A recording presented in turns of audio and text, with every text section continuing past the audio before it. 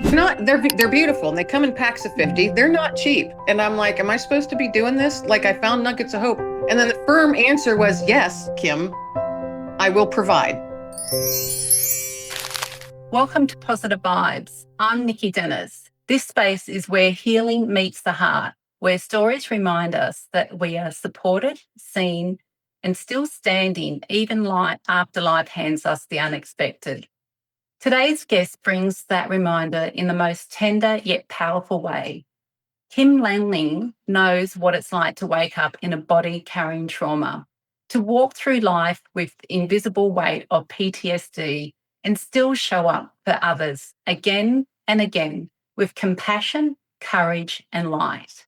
She didn't set out to become an author or a podcast host. What she set out to do was survive. But along the way, through vulnerability, creativity, and community, she found something deeper. She found her voice. And now she helps others find their voice too.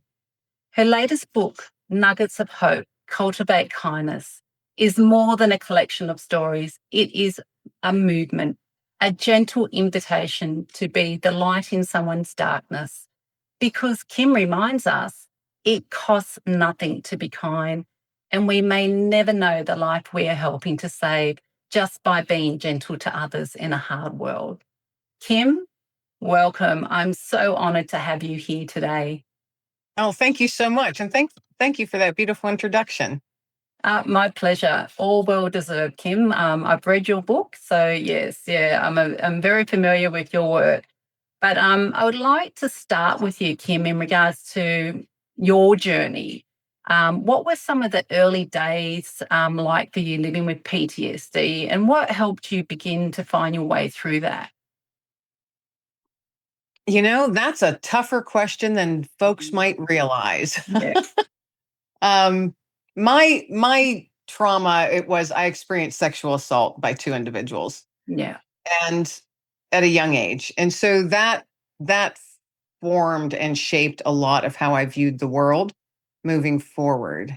And along with trust and constant awareness, situational awareness all the time, being hypersensitive mm, to feelings and others.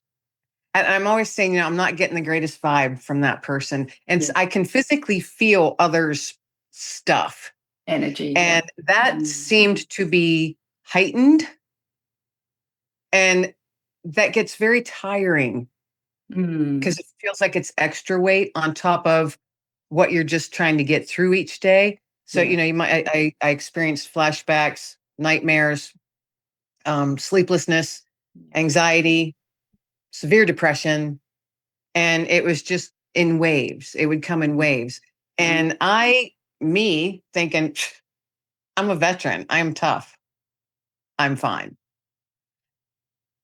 I was fine until I wasn't, yeah, and I shoved stuff down for 15 years. mm, And, I got married and had a child. And I was like, look at me, I pulled up my big girl pants. I'm good.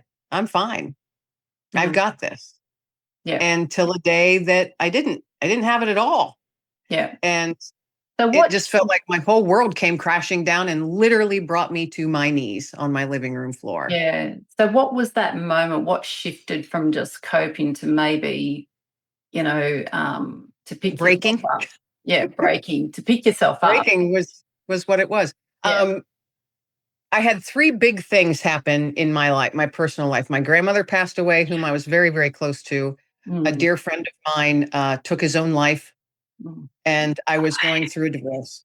mm. And that all happened within 3 months.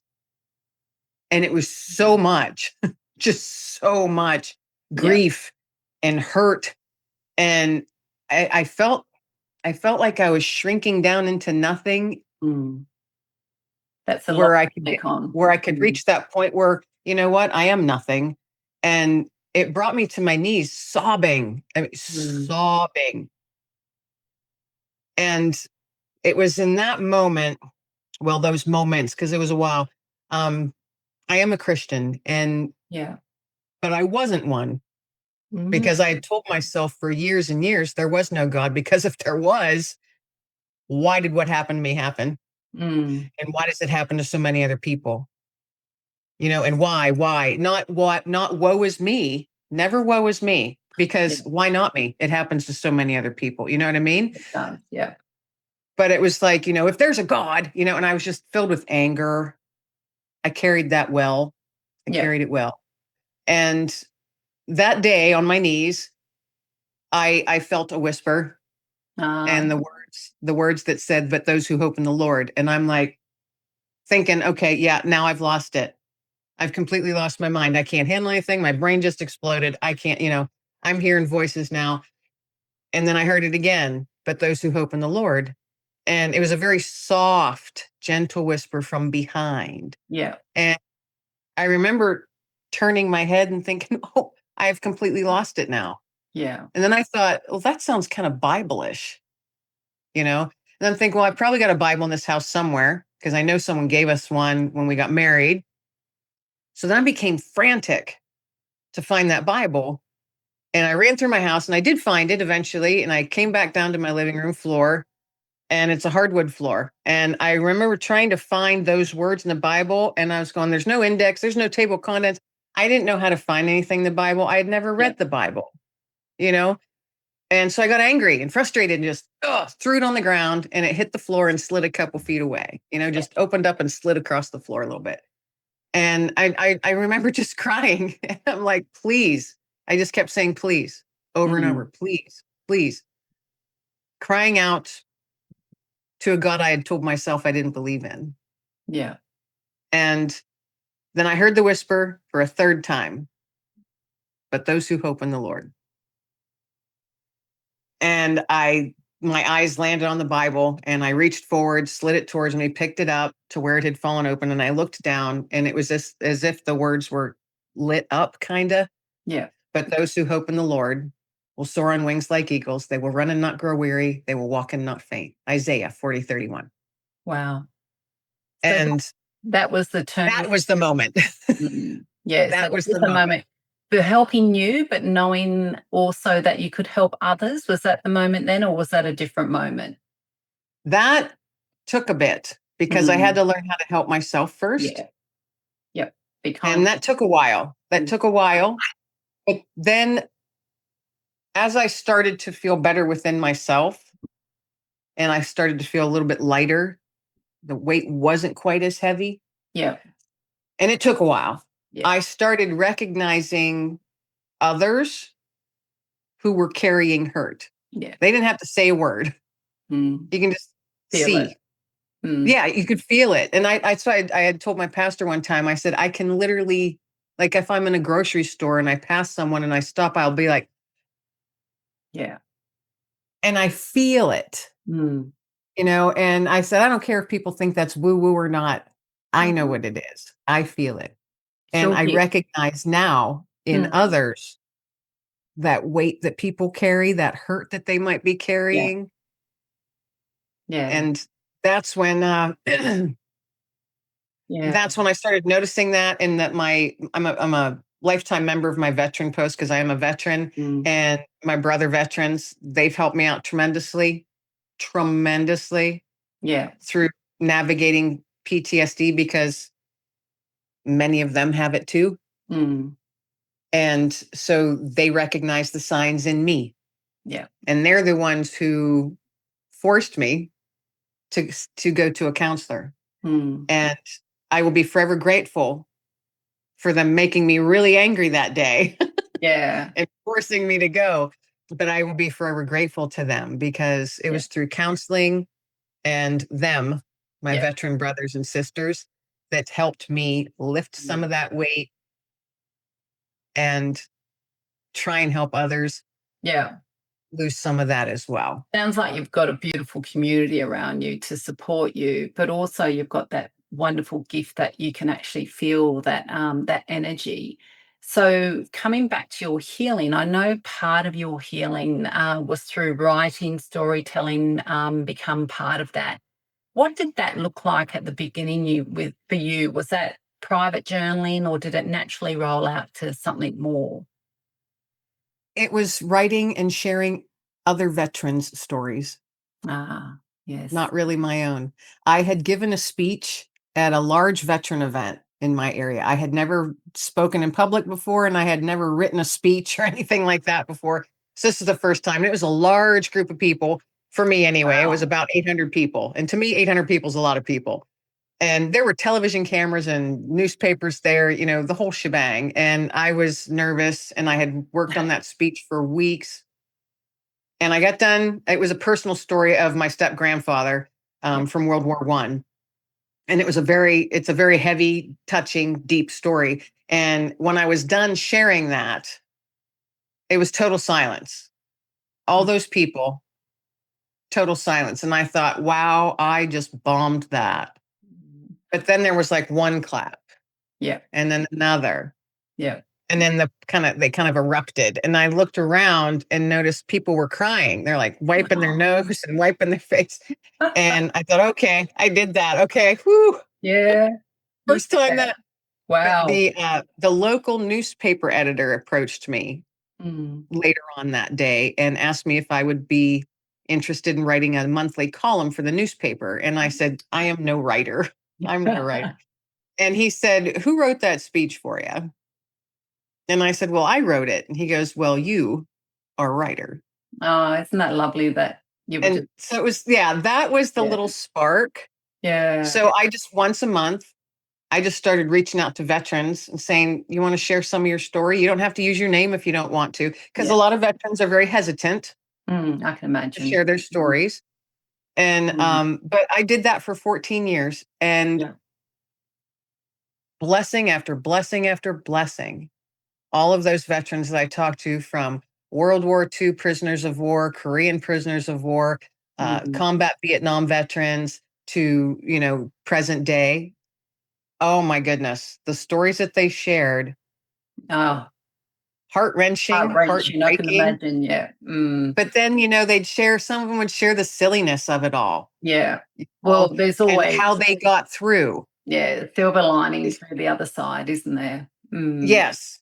And so that helped me, Yep. because most often these gentlemen had never shared their story before. Yeah. And how liberating for that, for them to actually be able to get it out and out of their heads, Right. their chest, and vocalize it. It's so healing to talk about it. I Um, had a World War II veteran. He was 88 years old. mm, And his wife called me and said he wants to share his story, but he's never shared his story. He's never even told me his story. And we've been married for 62 years. yeah. And I said, are you sure? Is he sure he wants to share it with me? And she said, yes, he does. We talked on the phone. He didn't want to meet in person. He said, I won't be able to look you in the eye and tell you this story. Mm, We talked on the phone for 3.5 hours. wow. And I'm frantically writing notes as he's talking because I didn't want to interrupt him. Yeah. And his story was very real, very raw, very graphic. Mm. And I couldn't sleep for 3 nights afterwards Oh, because I took that because it's all in on, you. Yeah, you've taken all his energy and everything. Yeah. Yeah, it's in your But head. I wrote the story, sent it to him, and Mm, he made a few changes because I promised. I said, I will not have anything published until you okay it. yes. And he said, this will be the one and only time I share it Wonderful. before I die. And I Mm, said, okay, then I want to honor you the best that I'm able to. mm. And so we went back and forth a couple times, and he tweaked a few things, and it was published. Yeah. And his wife called me afterwards and said, you have no idea what this has done for him. Yeah. What a And beautiful he gift he you died gave he died him. a few months later. He Oh, passed away a few months later, and I thought, yeah. you know what? I'm so glad. I'm Yeah. so glad that I was able to do that for him, that he Yeah. was able to, maybe not all of it, I don't know, but he was able to lift some of that off of him Yeah. before he left this world. Yeah, and that's a beautiful gift to give to someone, and you give it time and time again. I've got my gorgeous cockatoo in the background trying to take my limelight at the moment if she comes through on the microphone, having a few chats there. So I apologise for that. In regards to your newest book, Nuggets of Hope, so when I read that, it felt like a gift wrapped in gentleness. What inspired you to this particular project? I had begun seeing the word hope everywhere. Mm, like 2.5 years ago. And I pay attention when stuff like that happens. I was reading it, I was hearing it, I was seeing Yeah. it on billboards, it was in songs, Yeah. you know, Just coming everywhere. at And I you. went, all right. So I kept looking up. Okay, what am I supposed to do with this? Yeah. Hope, hope, hope. And then it just kept coming. You're supposed to give hope. And I'm like, and at that time, I was not in a hopeful place. Yeah. Personally, I was in a dark spot. I was in one of my down periods. Mm. And I'm like, I got nothing to give anybody else. I'm maintaining. I have no hope for it, and I got that all, I don't Mm. believe in hope, Yeah. just that Trying to lift the growly. vibration up. Yeah. How can you Right. give something when you can't even get out of the pit you're in? Mm. Right. Right. So, and then I'm thinking, all right, let me think, because it wouldn't go away. The word hope was everywhere. It was Yeah. ridiculous. And I remembered I had these little cards that I had picked up at a networking event somewhere. They had these little packets of like 6 Mhm. cards that says, you're awesome, you're great, Yeah. little powerful affirmations, positive affirmations. So I thought, okay, I have those. I'll just grab them, put them in my purse. And when I'm out and about, I'll see what I'm supposed to do with them. Mm. So I was out shopping, getting groceries one day, and it popped in my head, drop nuggets of hope, because that's what I started calling them. What am I supposed to do with a nugget? How am I supposed to give nuggets Yeah. of hope to people when I don't feel it? And it just in my head, that's what I was calling them. So I remembered I had those cards. So I was in this grocery store, and it was a big store. And so I walked around and just popped one like in the pocket of a pair of jeans. I Mm. popped one in with the cookies. I Yeah. popped one in, just dropped them around Wherever random. randomly. Yeah. What a great idea. Did that and thought, there, I gave nuggets of hope. Mm. Done. Fantastic. Well, no, I wasn't. I wasn't done, because then it was even more prevalent, the word hope, Yeah. more and more. I'm going, oh And my stronger. goodness, what am I supposed to do? And then it just kept saying, you are to give hope to people. That was Yeah. what my message was. So I'm Mm. like, all right, nuggets of hope. That's what's in my head. I'll get online. And I found these polished stones with the word hope Oh, engraved in. wow. How And perfect. they're beautiful, and they come in packs of Mm. 50. They're not cheap. And I'm like, am I supposed to be doing this? Like, I found nuggets of hope. And then the firm answer was, yes, Kim, I will provide. Yeah. So get them, you know? So I got these and started carrying some of these around with me. Mm. And the very first time I was in a grocery store here, and I'm walking down an aisle, and there's an older lady with a hand on her cart, and she's just standing staring at the aisle in front of her, Mm. but she's not seeing anything that's in front of her. Yeah. She was in one of those moments. And I recognized it right away because I had been there before. And Mm. my first thought was, she's the one that gets a nugget of hope today. Wow. The first And I one. had one in my pocket. Mm. And I'm like, okay, if this is what I'm supposed to do. And I was kind of nervous and getting like all, like Mm. little edgy, anxious. But I was like, all right, no, this is what I'm supposed to do. I'm supposed to give her hope. I'm supposed to give her Yeah. nugget of hope. So I walked up to her, came up on her side. So I didn't startle her. And I just very gently said, excuse me, ma'am. And I held out my hand. And I said, I would love to give you a nugget of hope today. And Oh, she held out her hand how to a precious. total stranger. And I just gently put it in her hand and I said, I wish you a blessed day. And I turned to walk away, because it was in that moment I realized I'm not supposed to chit chat. I'm not No. supposed to find their story or their name. I'm just supposed to give them the nugget of hope, and they will do with Yeah. it what they're supposed to do. So as I'm walking away, thinking, okay, it was just it was a really cool feeling. Yeah. And And what a it was like I was beautiful. enveloped in peace, knowing I did what I was supposed to do. Yeah. And as I was walking away, I heard her say, oh my goodness, thank you. You have no idea. No. And What a. I turned and looked back and just kind of smiled. Mm. And I went about and did my thing. And when I got in my car, put my head on the steering wheel and just cried. Yeah. And And it was so I powerful, I because I can felt imagine. Mm. whatever she was feeling, that emptiness and hurt and whatever it is she was going through. I just thought, oh my goodness, I've been there. Yeah. been standing just like she is. Yeah, and also the It fact was, that you saw her, you acknowledged her, so she felt seen and that someone cared and was kind. I think that, the gift that you gave her, but also the gift that she gave back to you, it's a beautiful shared moment and it's a win-win for all, isn't it? In that yes. place. So I can imagine that you've been giving out all these acts of or nuggets of hope. Can you tell us where someone else has given you some kindness and then was a turning point in your life? You know, I've been asked that several times since I started this journey, this nugget of hope Mm, journey. And I never really thought about it. And then if you stop and think about it, look at your own life and look back and say, there have been so many instances where people were mm, put on my path in front of me as a nugget of hope, yeah. and I never realized it, or I didn't appreciate it for what it was, or I was too down in my darkness to recognize it. Mm, And it's happened over and over again. It's happened with the folks in my veteran post. It's happened with mhm, people in the church that I started attending. It's happened with strangers, yeah. you know. And now that I'm open enough to recognize things, I see it much more now, and I see it much more clearly. Mm, And I'll be like, wow, and as a Christian, I always say, thank you for putting that person in front of me today, because yeah. that was just what I needed. Yeah. I will want recently, that was about a year ago. No, it was almost 2 years ago. I had to Mm. have lung surgery, Oh, wow. and it was very, very scary. Mm, I don't like feeling fear. It no. makes me angry. It ticks Mm. me off. It's And because we I don't did have have that some fear. control.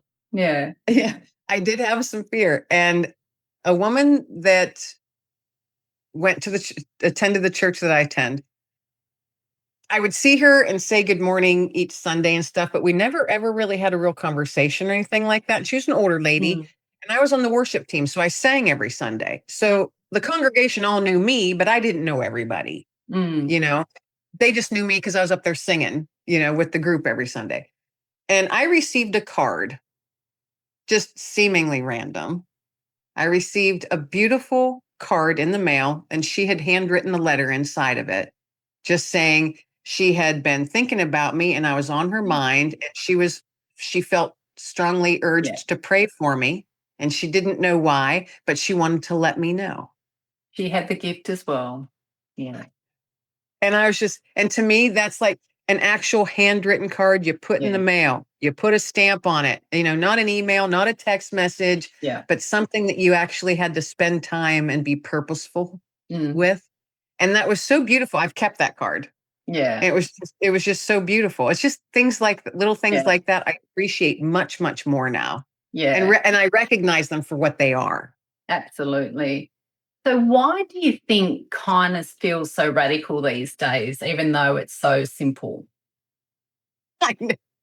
That's the question of the ages, So huh? it's just like if someone's kind, it's like, wow, it's just like, Yeah, people are surprised by I it. know. Like, oh, did Yeah. you see how nice that person was? I'm like, well, that's how we're supposed to be.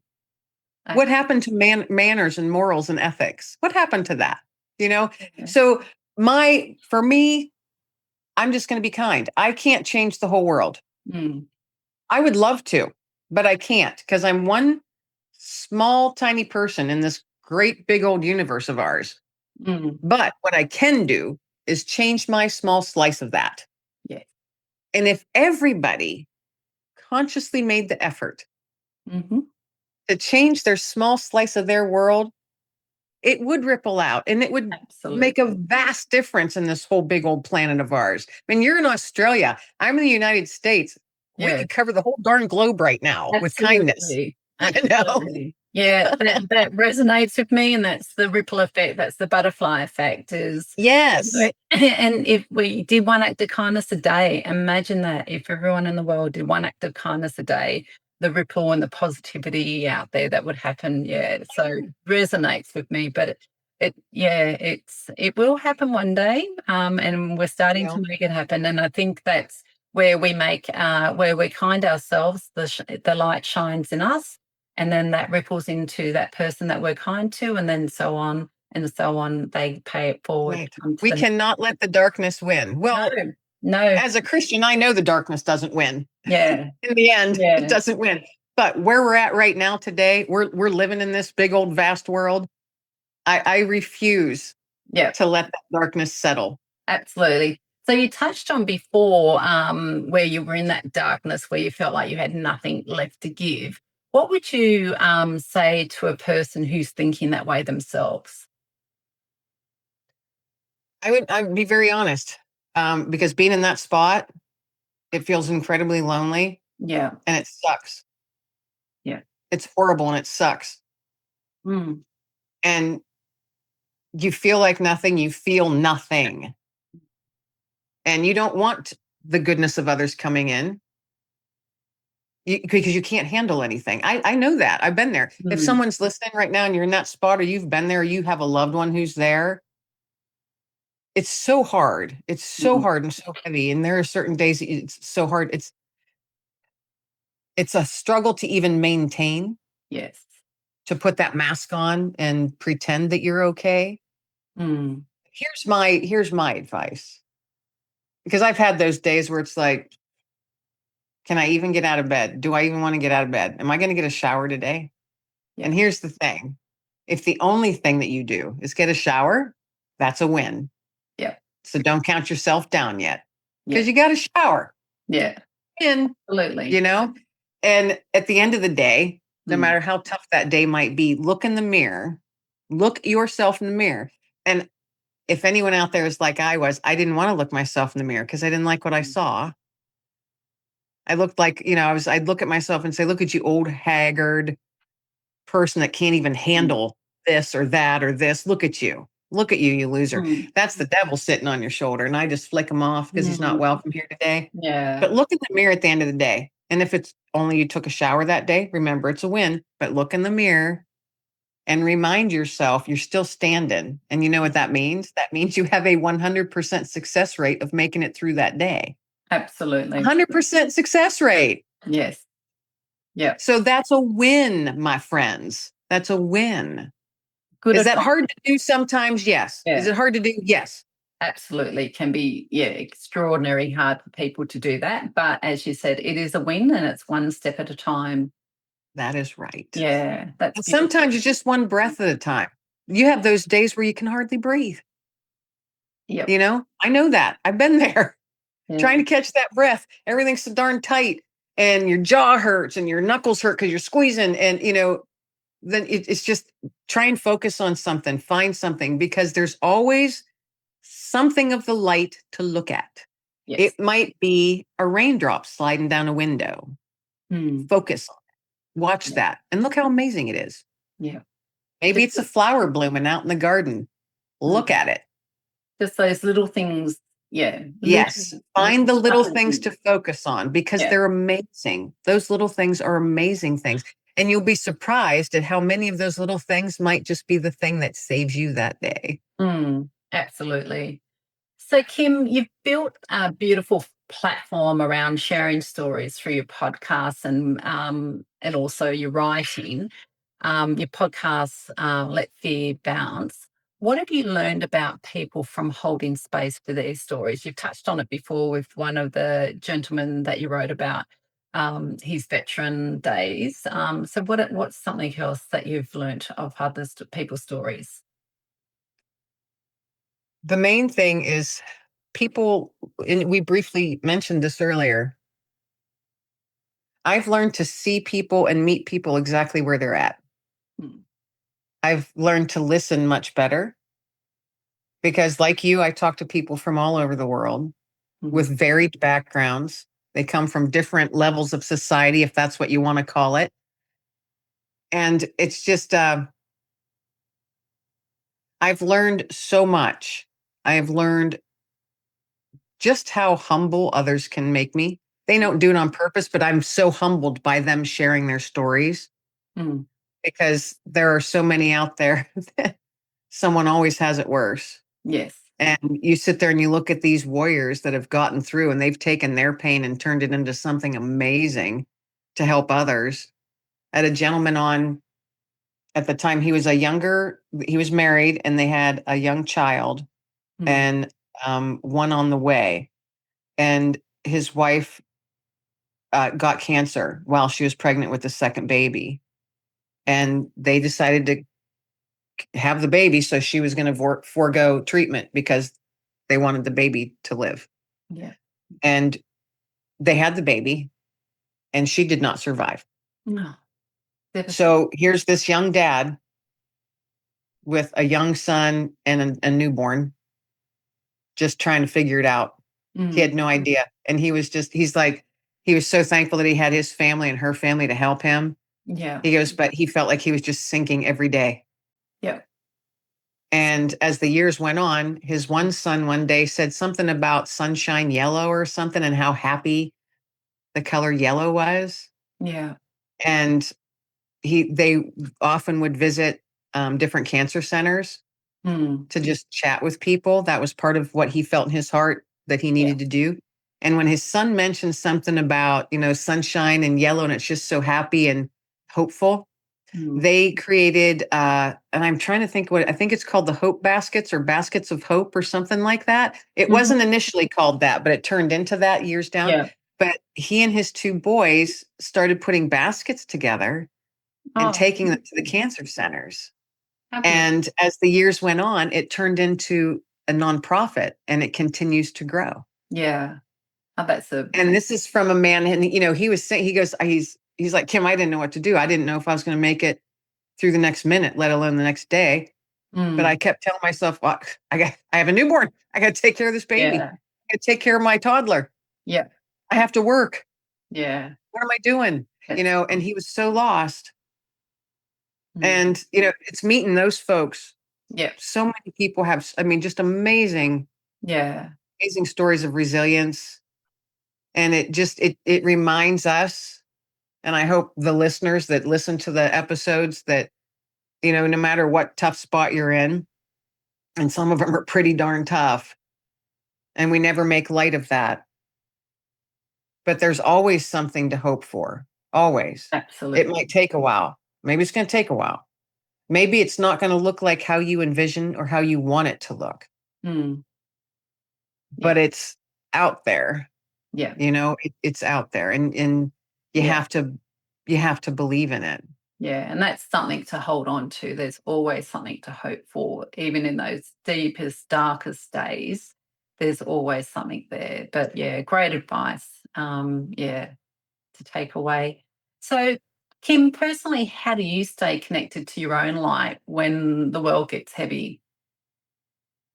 I am often outside.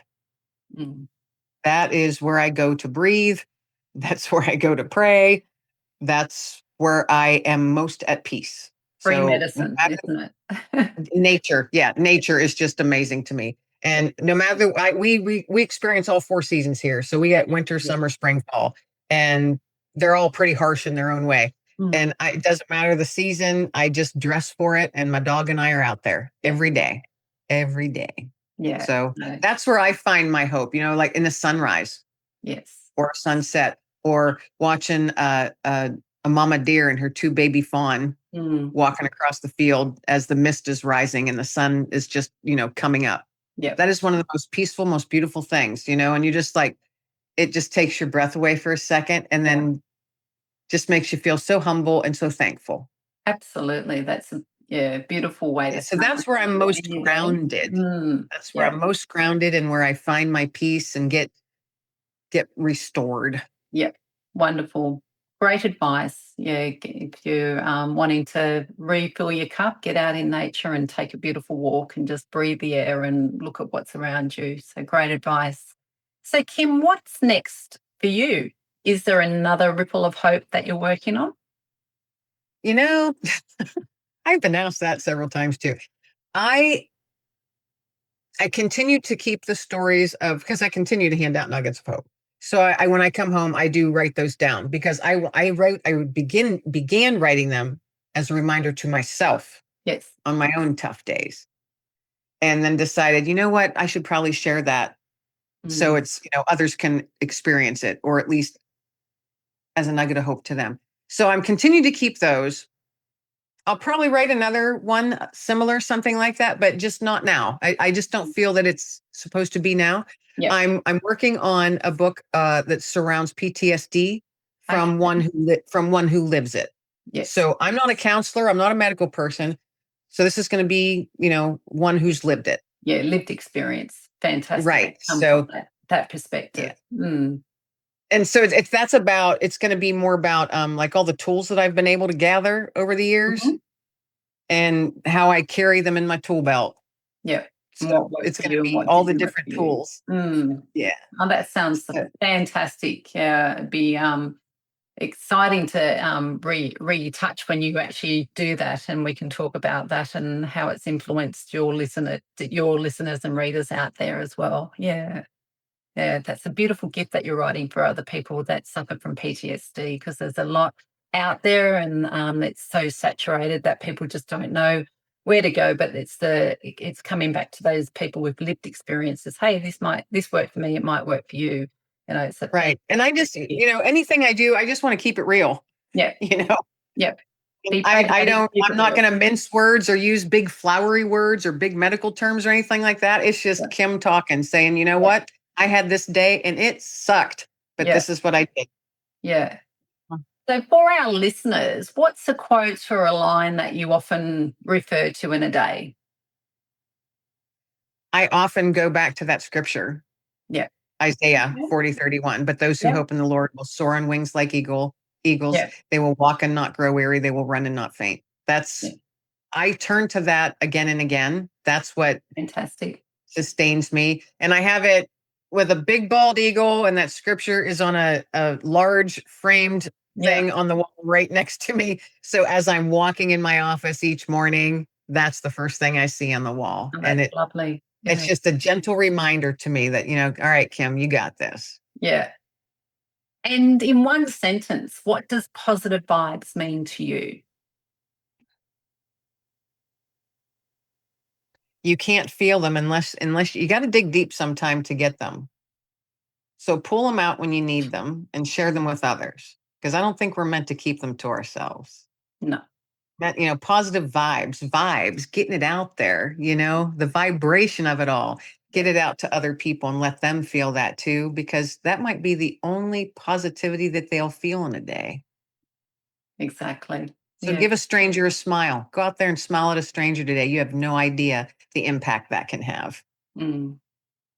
And Kim, where can people find your Nuggets of Hope, your podcast, and connect with your beautiful work? Best and easiest place to find me is my website, which is kimlenglingauthor.com. And you can find my books on there. I've got a blog on there. You can all the episodes of my podcast are on there. But my podcast, you can listen to it on Spotify. It's on YouTube as well, all listening platforms.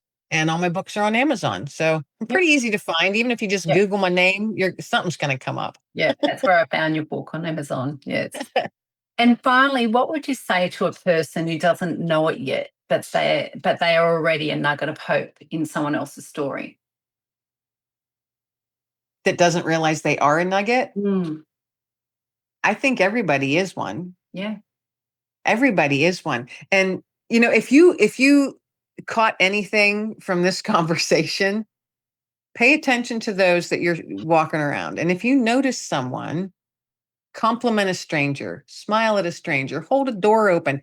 Simple little things like that make such a big difference. Because you've got all kinds of things that you can do for someone. That's why I'm always saying being kind doesn't cost a dime. And Exactly. it doesn't. You No. don't have to have a physical nugget of hope. I did that because that's what I felt nudged to do. But you don't have to have that. Or if you want to come up with your own idea, Yeah. write on little slips of paper, have a beautiful day and just give them to people, whatever it is you want to do, Yeah. But we But all have that in us. We all have that kindness in us to give. And I have found that the best time to do it is when you yourself aren't feeling all that great. yeah.